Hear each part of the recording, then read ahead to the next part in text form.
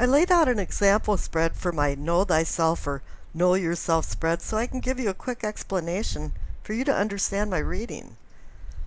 Now there's 4 main cards. This is what you know, this is what is and can be yours, and this is self and self-awareness, and over here is the future card. And there's 4 clarification cards to each main card. And then up above is the energy of the reading card, and over on the right on the bottom is a rune, because I'll be doing a rune reading after the tarot reading. And on with the readings. Hi there, Gemini. This is a sequel to my June love reading. It's just a general reading. I threw out a love reading for June just to see how it was welcomed. Everybody's been having some problems coming up here with the endings and new beginnings that have been happening, and there's been some readjusting going on. And now with some new beginnings coming, there's some requirements to make some decisions. And a lot of the readings are coming up with cards that are saying, neon sign, need to make some decisions. And that's also in your reading too. So let's see what's going on. Now the overall energy of your reading is the King of Pentacles. Now most kings are there to assist in you attaining your long-term goals. And here this is of Pentacles, so it's finances, health, well-being. I always think of him as the quintessential CEO. He's kind of running his life like he's running a corporation, and the key to his success, though, is realistic goals for him to make an abundance of financial gains, personal gains. It hasn't come easy. He's willing to work for it, but he has a knack for seeing inline possibilities. And even though he makes a lot of money or he has a lot of wealth, he's not a greedy person. It's just that he likes having the luxuries and rewards from his hard work. He's reminding you that money doesn't buy happiness. It really is time to take the tiger by the tail and take a little control of your life. Now over on the left, for what you know, you receive the 7 of Wands and the Star card. Now the 7 of Wands is about achieving some success, but you seem to be defending yourself from people. A lot of times this is defending your beliefs.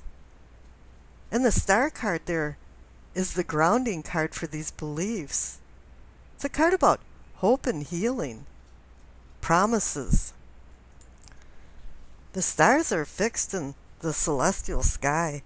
They're constant and unchanging, while the lives of mortals are constantly changing.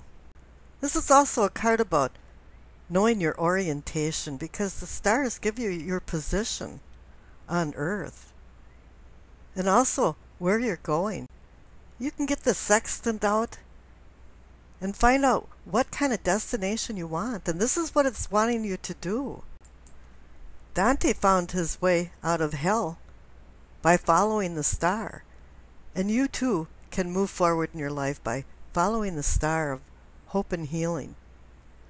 But all of this hasn't been very easy, because the center cards for what is or can be yours is the 10 of Wands and the Moon card. Now the 10 of Wands is about a heavy load. You've been carrying a lot. You've been taking on a lot of responsibilities, probably too much. And you've probably been doing other people's responsibilities, but you have to understand, when you do that, you take on their energy, for the good or the bad. You take on their karma. And you shouldn't be doing things that other people should be doing for themselves. Then you take the role of enabler. It's just like blame. When you give blame, it has ownership. And there's something going on here too, because you received the Moon card. I've received that card in the last 5 readings. So there's been some kind of deception, illusion, disillusion going on. Maybe people trying to kick out their shadow self. Life is not what it seems to be. It's a big facade. You've got to start weaning through all this and see what is truth and what is not. And you can't really manifest any more false truths.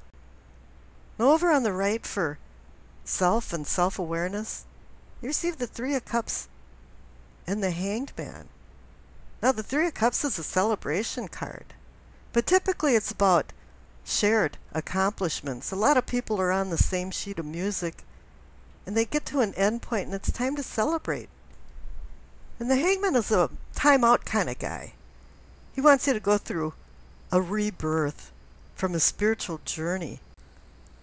But his main lesson is about stop controlling the physical world and look at things in a different light and relinquish the old ideas, because new ideas are avidly seeking their place. So obviously, this is connected to the Seven of Wands, where you're defending your ideas and your beliefs, but maybe you have to shift them a little bit and make some adjustments. And the future cards are saying that too, because you receive the Seven of Cups and the Ace of Swords. And the Seven of Cups is about decisions, difficult decisions, many decisions. And there's a poison and a prize in each cup, and you're wondering which should you choose and which should you lose. Now maybe some of the cups are not as toxic as you think they are because of the Moon card. He's saying, hey, let's just have your emotions run away. And your imagination too. Now the Ace of Swords is telling you it's been a rough road to get where you're at, and I can see that it has been. You got the Seven of Wands. You've been defending yourself.